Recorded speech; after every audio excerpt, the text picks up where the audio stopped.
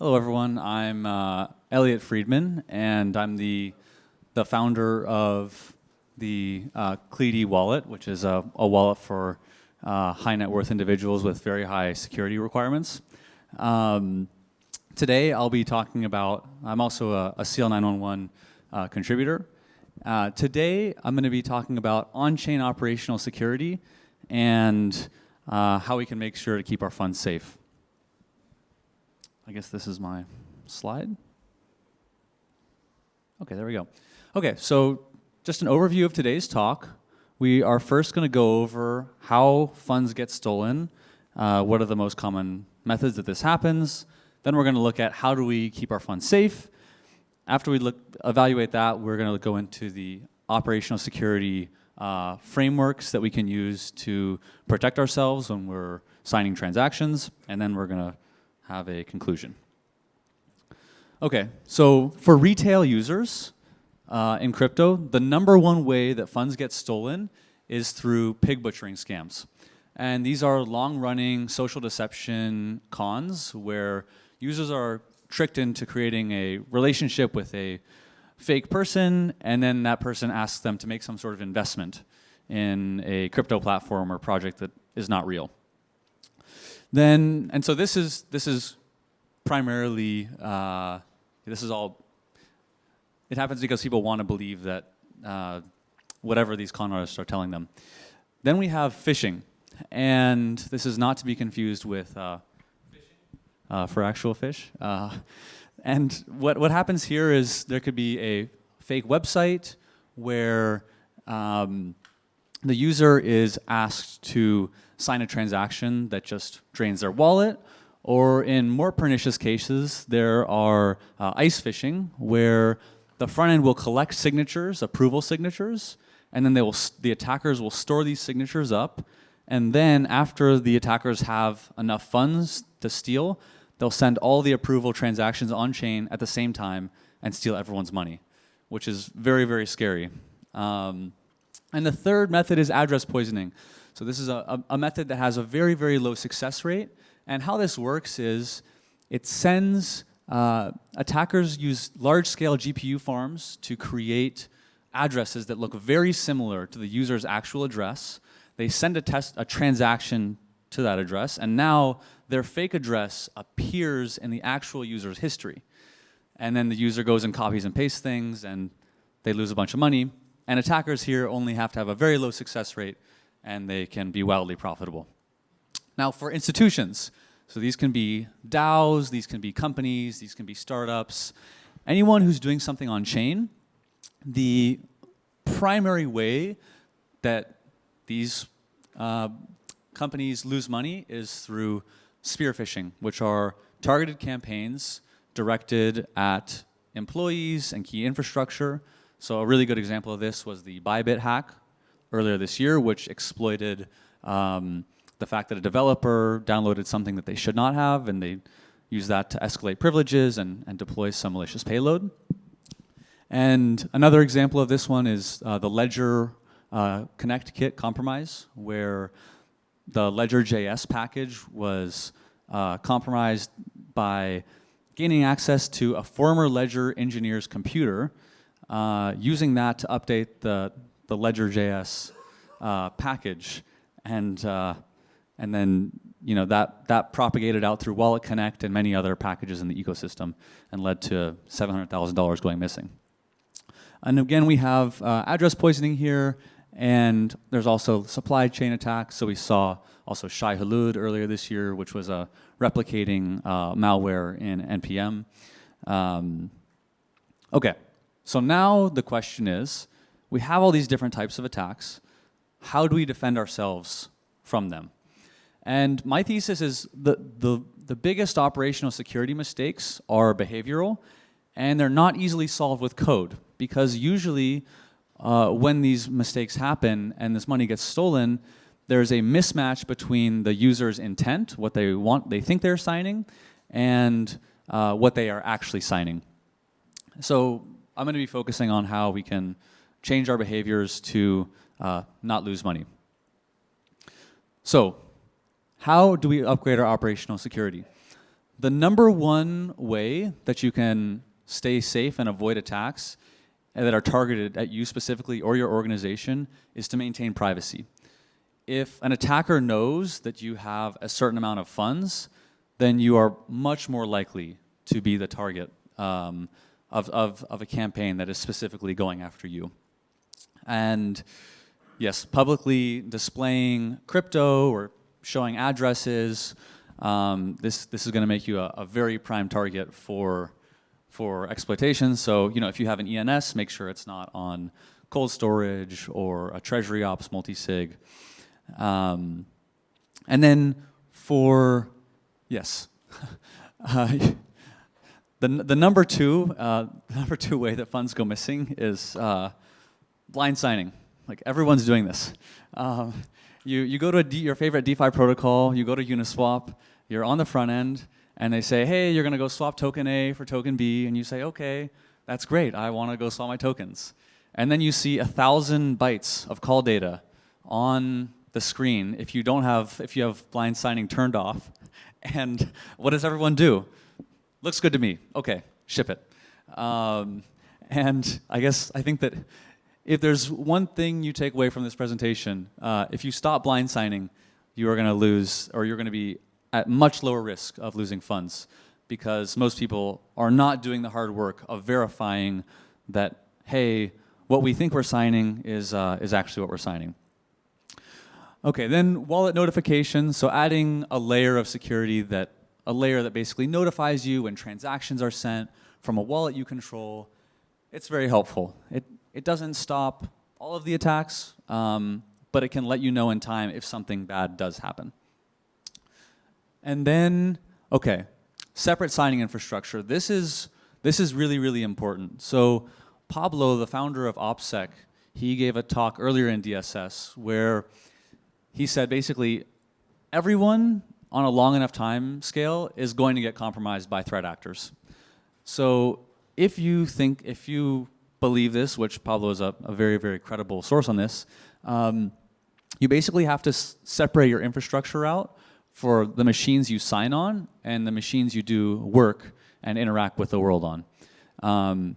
Because if you're just randomly clicking into links, maybe you get a 0-day, you download a PDF, you open it up, and now your computer is compromised. So definitely having a separate signing laptop or a separate computer to sign transactions on is very important.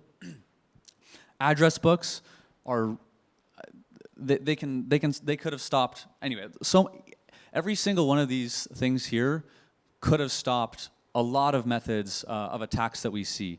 Because if you are sending a transaction to an address that you don't know and you've never interacted with before, and you do not bother verifying who this person is or who this contract is, you are significantly increasing the likelihood that something is going to go wrong.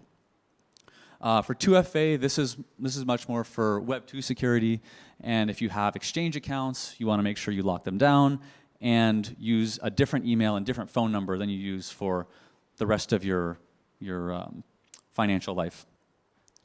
Okay, token approvals. If you have outstanding token approvals, you really shouldn't, unless, I don't know, maybe you're signing transactions so often that it doesn't make sense to revoke because, okay, you're always swapping or you're moving between different lending markets.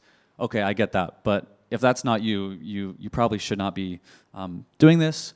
Transaction policies. So for enterprise custody solutions, you are able to set policies of who can spend funds and when funds can be moved. And if you have the ability to do this, I would highly recommend you do this. But even if you're not on some enterprise platform like Fireblocks, you can implement transaction policies that are behavioral. So you can say, hey, I'm never going to sign a transaction while I am intoxicated. And that would be probably a pretty good rule. Or I'm never going to sign a transaction when I am really under stress or when I'm low on sleep, because those are times when mistakes are much more likely to occur. Transaction simulation, you should always be doing this, basically of transactions of any size. And phishing training, this can be good. But again, if you separated your signing infrastructure, that is good as well. 1 second here.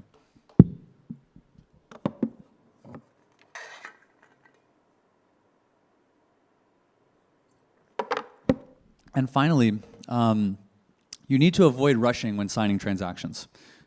If you rush, and attackers use this, they create urgency, a false sense of urgency, and now once you feel, oh my God, I need to sign this transaction, and you're stressed out, your prefrontal cortex will be less active, and so you will be less able to critically think about the transaction that you are now signing.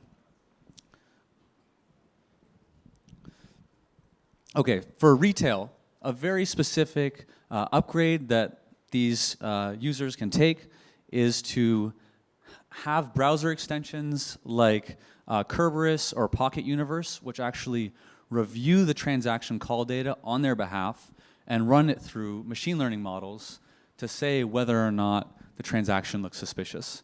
And so if you can have someone, or basically a piece of software, review the transaction on your behalf, that's a huge win, and it can find issues in your transaction for you.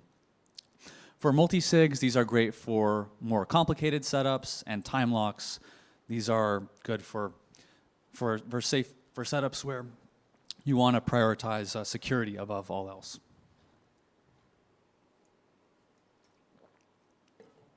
Okay. Institutions. So the main way for institutions, I think, to prepare and create secure and not lose money to all sorts of phishing scams or targeted campaigns is to create runbooks for many different situations. So if you're signing something, you should be verifying a request for a transaction across multiple different channels. It should not just be Slack.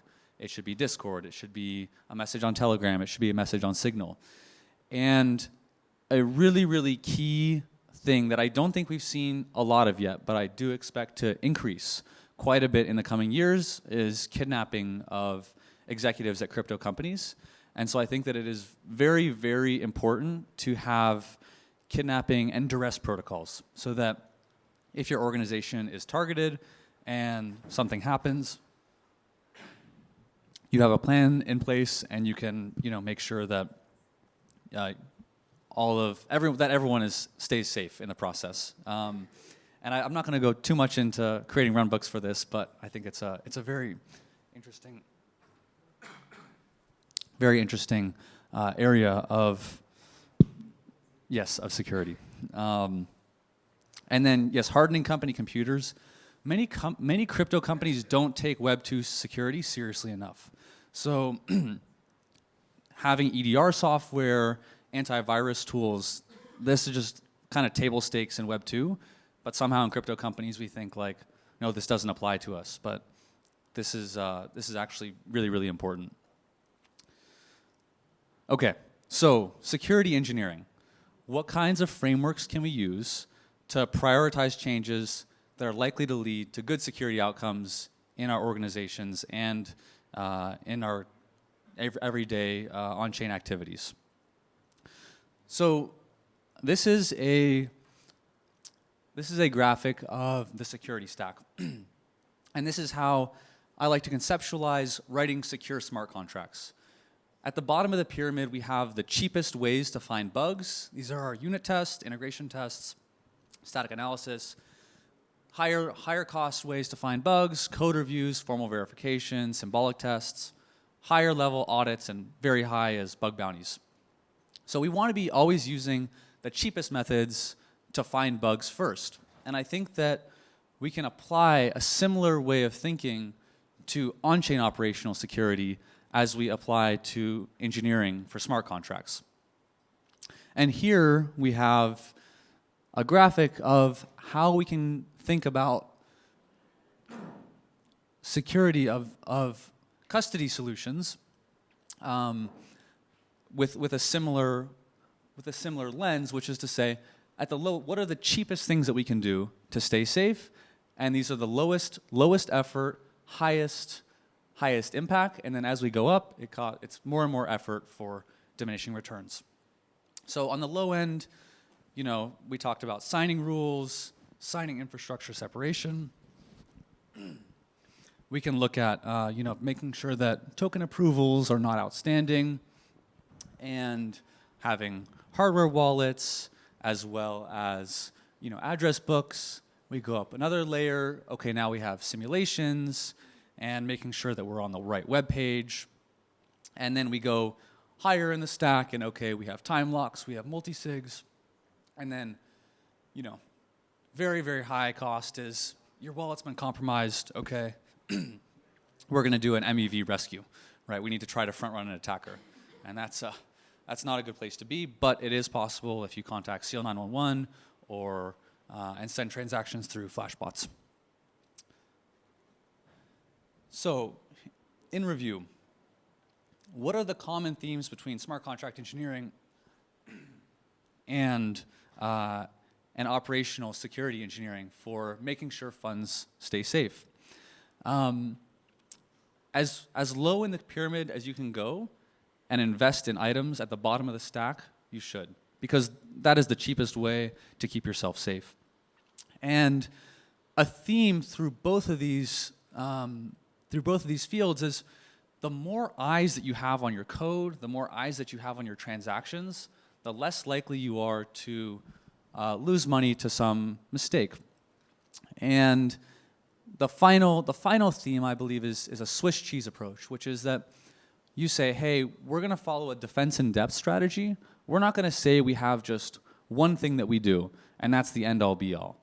We're going to have multiple layers at every single step to make sure that we're not going to be losing funds. And so some closing thoughts here. We have people in a race. And the way that I like to see this is in security, you don't have to be perfect. You just have to be a harder target than the next guy. If you're twice as hard to hack as a competitor, that's a tangible advantage to your business, because then your risk of ruin is a lot lower. And security failures, they might look simple on the surface. We might just say, okay, they just signed some bad transaction and they lost all their money. But once you dig deeper and you ask more in-depth questions about the failures, you see that things are not that simple. And that when funds go missing, it wasn't they just signed the transaction that lost all the funds, it was all the things that they didn't do to keep themselves safe, and all the questions that they failed to ask. And one type of question or one type of method that could catch a certain type of attack may not catch another. Here are some further readings and resources. And thank you all for coming out to my talk. Stay in touch. Thank you.